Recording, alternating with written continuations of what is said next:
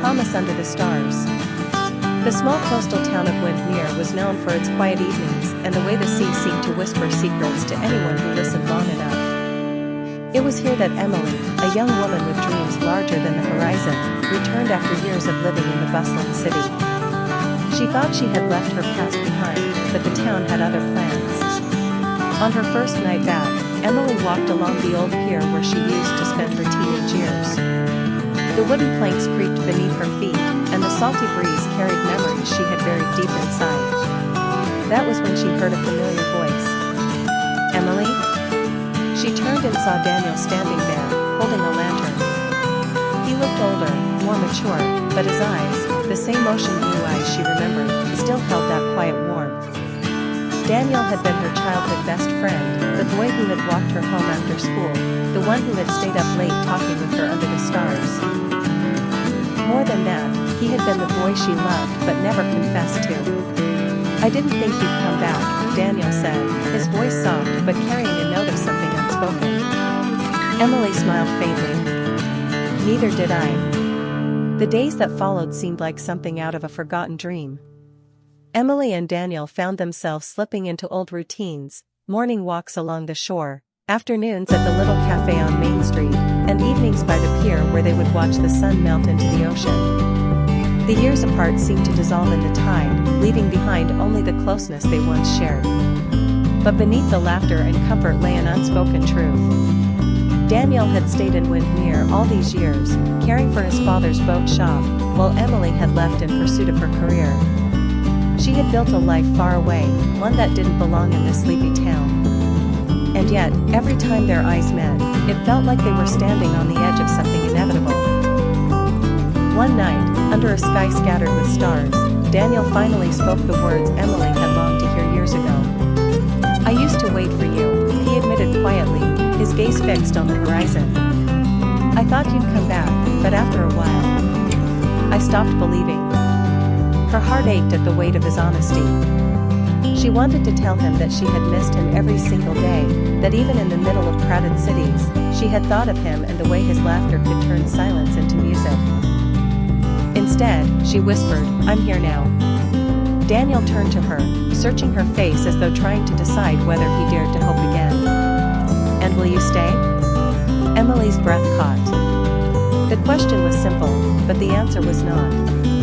She had built her future far away from Windmere, yet here with him, under the stars, she felt more at home than she ever had.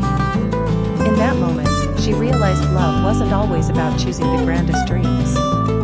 Sometimes, it was about finding the person who made the world feel less heavy, who made even silence feel like a song. She reached for his hand. "If you'll have me, Daniel, I'll stay." His fingers tightened around hers, and he smiled, a smile that held years of waiting, years of hope, and the quiet promise of forever. And beneath the endless sky of Windmere, with the sea whispering at their feet, Emily and Daniel began a love story that had always been written in the stars.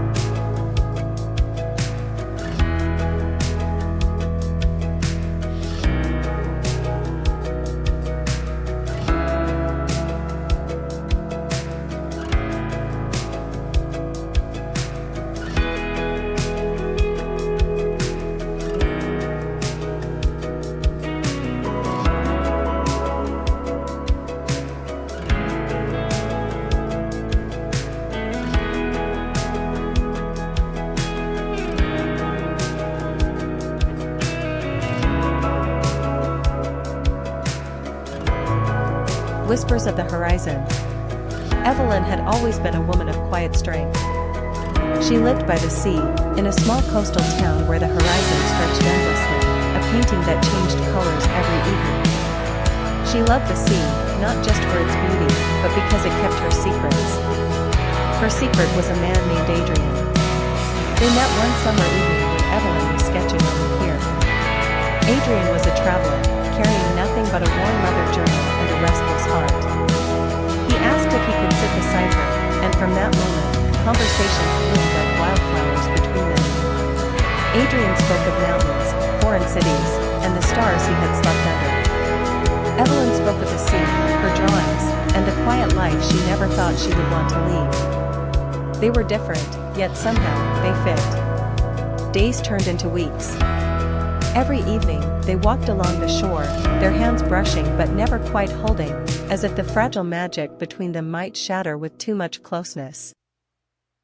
Evelyn found herself waiting for him every day, her heart skipping at the sound of his footsteps.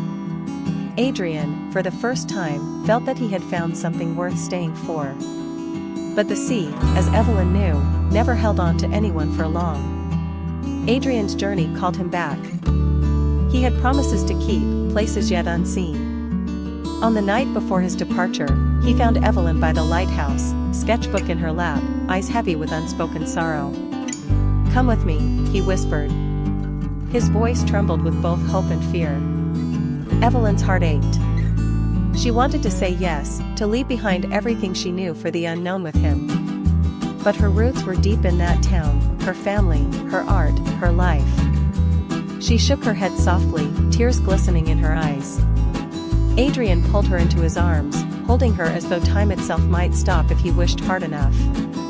Under the sweep of the lighthouse beam, they shared a kiss, deep, lingering, filled with every word they never said. The next morning, he was gone.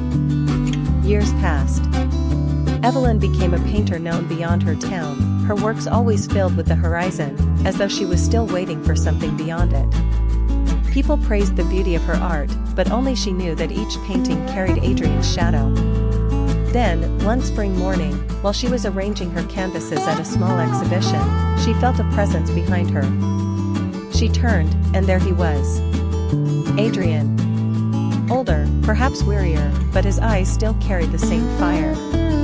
"I told myself I would keep traveling," he said softly, "but every horizon only led me back to you." Evelyn's breath caught. She had imagined this moment 1,000 times, but reality was even more fragile, more tender. "Did you come back to stay?" she asked, her voice barely a whisper. Adrian smiled, reaching for her hand.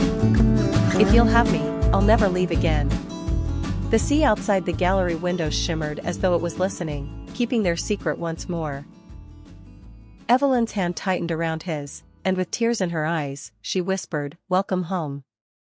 And for the first time, the horizon no longer looked endless. It looked like love, waiting for them both. The bridge between us. On the outskirts of a quiet European town, there stood an old stone bridge that stretched across a gentle river.